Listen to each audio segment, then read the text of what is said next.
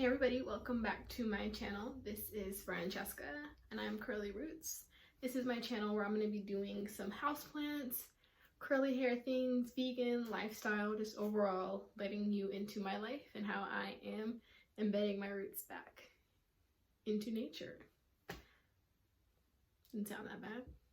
I'll stick with it for now. Alright, so today's video I kind of wanted to do a little haul of what I've collected so far in the month of October.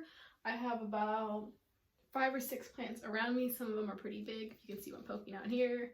And then I have a nice tall one here, and I'm pretty excited about it. I think this has been a really good month for me so far with acquiring plants. So I kind of want to show them to you. It's a little more interesting. I kind of wanted to go let's do smallest to biggest and work our way up just so I'm not having to move around too many things. Starting with the smallest, I got something that I've been actually wanting for a really long time. I'm not a really big fan of this genus of plant, but certain ones in there I really do like. So to start off with, the first plant that I picked up is this begonia. And I absolutely love the little dots on this. This is a This is a begonia whitey eye, I believe it is. Oh, maculata. No, I have another one called whitey eye. This is a begonia maculata, and I think it's just like one of the basic forms. I think this is one like this little introductory begonia. Just make sure you can see it. And I got this one for $12.50, which I thought was actually really good price. Seeing like the leaves and like the new growth, you can see them. I thought it was really good. I have it at one of my little specialty plant stores. I saw it, and cuttings for this were super expensive. So finding this at my basic little nursery I thought was a really good price. So I got this one. I'm really excited to see how it grows. I'm a little nervous for the plants that I did bring in just because it's the end of October, so it's getting ready to be winter, and I'm a little nervous about how I'm going to make sure my room stays nice for these plants. So I'm currently looking up some humidifiers. If you have any recommendations for humidifiers, please put them down below just so I can kind of look into keeping this room nice and humid and warm, because it is starting to get cold. This window over here is constantly open, but just because it is turning into winter, it's lighter, shorter, so I want to make sure that my plants are being supplemented with the correct things. First one is a begonia maculata. And then I kind of hinted earlier that I got another begonia, and this is my other one. He's a little funky right now. I have some little plant velcro that I'm going to kind of use to like prop him up and, you know, stake it up real pretty. Like, I'm trying to show you like the potential that it has. So kind of stake him up nice and up front. Here, maybe I can hold it like that. Yeah, and it's very similar to the other one I just showed you, but this is the whitey eye. Instead of the begonia maculata whitey eye, so maybe it's the same thing. I'm just like thinking it's something different. I'm totally fine if I bought the same plant twice, because it is a very striking plant, very beautiful. I love the backings. You can kind of see over here the backings of the leaves, like a really pretty maroon red color. And I got this one for this size for $15. Which I think is, again, a really awesome deal. This is a full plant with tons of leaves. The only thing, again, I am nervous about is it is getting cold in my house. So I need to make sure that I'm keeping it nice and warm and humid for these plants. I'm not really sure the care for begonias yet, just because I am new to begonias. These are going to be my first 2. So I definitely need to research that. If you have any tips, again, leave them down below. But I got this guy. Thought it was really super duper pretty. Alright, and then kind of propping it down. The next one that I got on that same haul, and these are all from Green Acres. This is where I typically get my houseplants from if it's not from like Facebook, an Etsy seller, or things like that. I'm trying to get into some of the more online shops, but with it being colder and like the holidays and elections, I just want to make sure that I'm not putting any plants at risk of getting damaged in the mail. Alright. So the next one that I got is a really big one. You can kind of see it poking out in the back. I'm very excited about this plant. I have a few cuttings of it already in my collection, but this is just like the ultimate upgrade, so I'm very excited. And I apologize if I'm looking at like the center of my screen instead of at you guys. This is my only This is only my second video, so I'm still trying to train myself to look where I'm supposed to and not at myself in my phone. So if you see me kind of shifting back and forth, I promise over time, eventually I will get used to looking you in your face. The next plant that I have is a Rhaphidophora tetrasperma. This huge mamma right here. This guy is humongous. Like, look at these leaves. Look at how full. Look at this one right here. Can you see it? Look at this guy right here. Just absolutely beautiful. Such a full big pot. I believe this is like a 6 or 8 inch. I think it might be 8 actually. I've never seen one this full and this like stocky and low to the ground, and I wish I could show you guys like in the pot. This has some like very thick, chunky like leaves and roots. I don't think I can show you because it's like, is it doing anything? I can't even see. You can see this guy right here. You see it kind of like super thick stems in there. And I got this one for $25, which I thought was like an amazing deal because again, if I hold it up in frame, it's taking up like most of the frame. Like, this is huge with tons of new growth points, huge aerial roots, like ready to just explode. So I had to pick this one up. This one was a really good one. I thought that I would add to my collection, just kind of having different ways I'm growing each similar plant. Like, I have multiples of certain plants, but I grow them all different ways. Like, I have like 3 Hoya pubicalyxes, but I'll do one trailing, one staked up, one on a little like bamboo trellis, different things, so I can kind of get like the best of everything. Speaking of trellises, I did pick up these little trellises from my local nursery just to kind of like stake up either the begonia or a couple other of my plants that I have here. I have another philodendron that I picked up that I'm thinking about maybe staking up. Some of these epiphytic plants that I know like to climb and like attach themselves to things just to kind of like encourage bigger roots. So I just got these little bamboo things, which I thought would be really good and really helpful. Alright. Oh, and then let's mix it up with one that I didn't get from a nursery that I actually got from Facebook.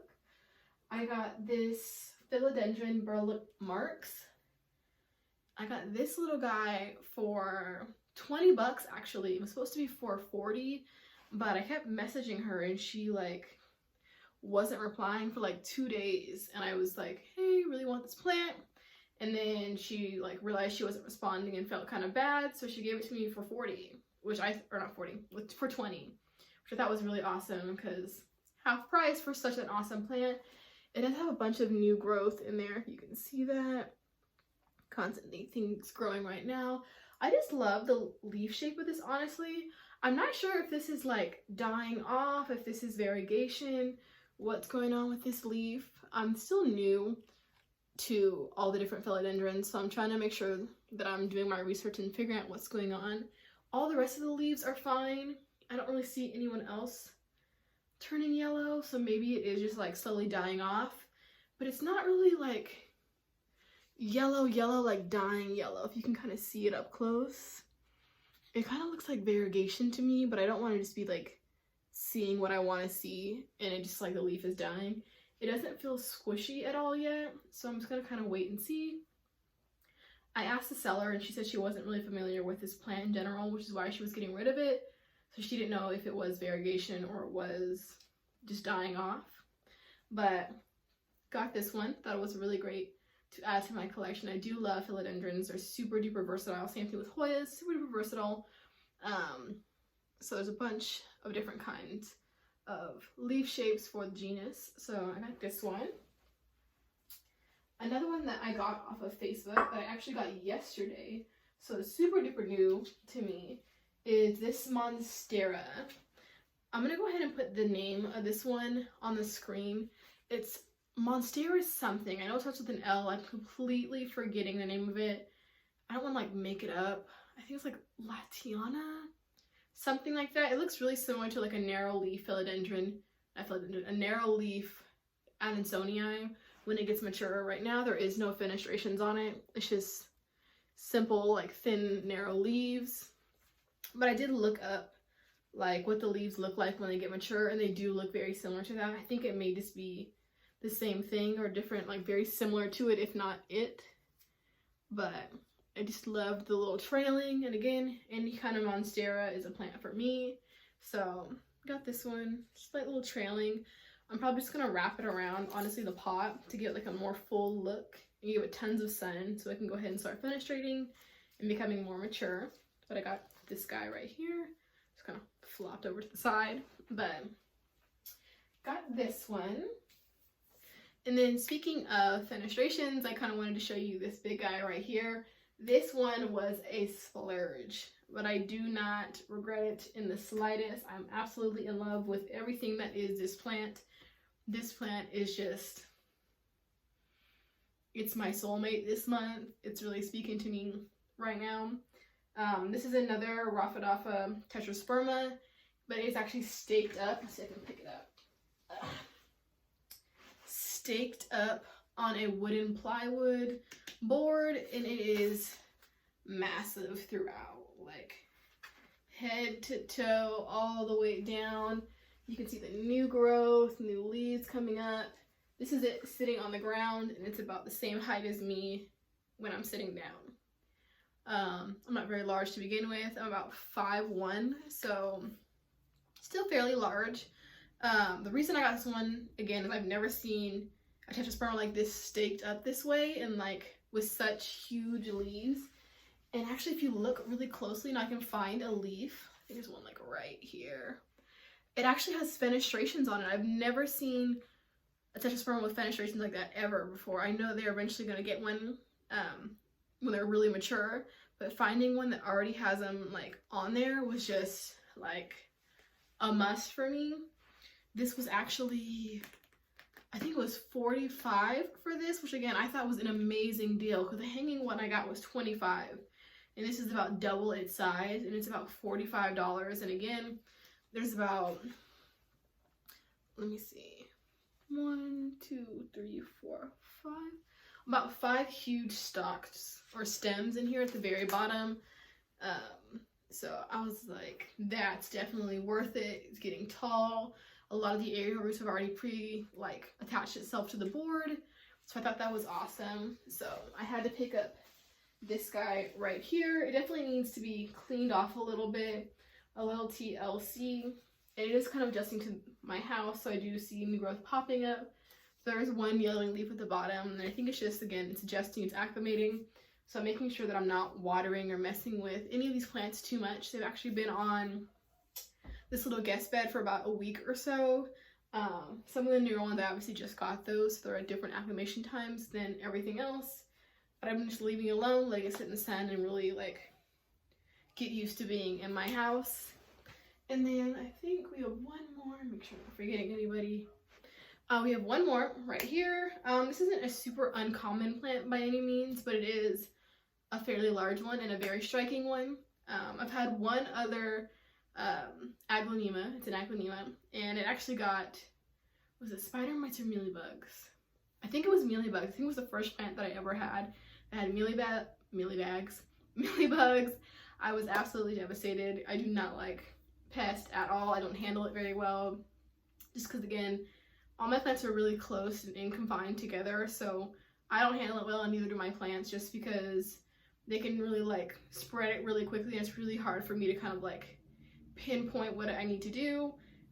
Excuse me. As a new plant mom, I'm working on, I've been a lot of videos and research, so I know the whole like, was it castle soap, Dr. Bronner's neem oil, like hand soap that's all natural, wiping down the leaves constantly. I'm definitely getting more on it, and I can actually film a like new plant mom beginners video of how you clean and like prevent pests. I know during the winter time it's a little more prevalent from the bee out, just because again your house is going to be warmer than outside, so they're obviously going to want to be inside where your plants are. But I digress. To this last guy right here, he is truly just a beautiful monster. Looking at him, I'm just like not sharing him with you guys. He's actually already in a little pot, so I'm just gonna kind of stand him up. I don't even know if I can get it all in the shot. I'll probably do a little B-roll at the end of the video. This is an Aglaonema cutlass. I'm gonna go ahead and stand up. Kind of expose the fact that I'm in sweatpants. True YouTuber living through a pandemic style, dressy at the top, my little Zoom meeting, and then casual on the bottom. But this thing is extremely thick and just like a bush, basically. I don't know if you guys can kind of like see it. I'm like brushing through it. This thing is massive. Let me see if I can go ahead and pull the camera back and let you guys see this. But this guy is huge. This is the kind of like little wooden basket I have it up on just so it's off the floor, staked all the way up. And again, this thing is huge all the way around. Just a monster. So I definitely had to get him. He was also $45, which I thought was a bit much for an Aglaonema. But again, given its like size and stature, I believe it's in like a 10-inch pot. It does need to be repotted. I do know that because I can see a lot of the roots on top. But I kind of want to again give it time to acclimate before I like change the situation, what's going on with it. But so I can scoot this out of the way so I can continue to talk a little bit. I don't want to mess with the plants too much when they are acclimating and let them do their thing. I know it's a big no-no in the plant world. You do what's best for your plants. I'm a big advocate for that. You do what you want. They're your plants. These are your plant babies. If you decide that you want to repot it the first day that you see it because it's root bound, pest, cosmetically you can do what you want. I'm never going to tell someone what they can and can't do with their plants. But do it at your own risk.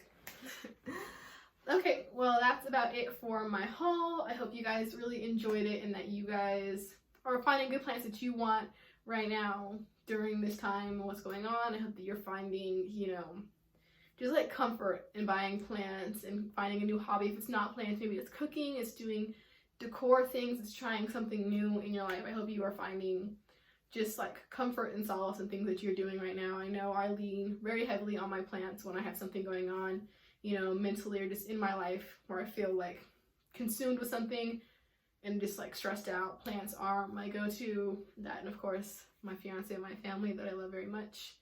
But again, I hope you enjoyed this video and thank you for your patience with me as I am getting my footing in this whole recording thing and YouTube thing. I promise I will get better and we can learn with this together. Again, if you have any suggestions or things that you want to see from me or you think I'd be good at, or just questions in general, put them down below. If you liked the video, go ahead and give it a like. If you didn't like it, go ahead and dislike it. I heard that to the algorithm or to the world of YouTube, they don't care as long as it's engaging.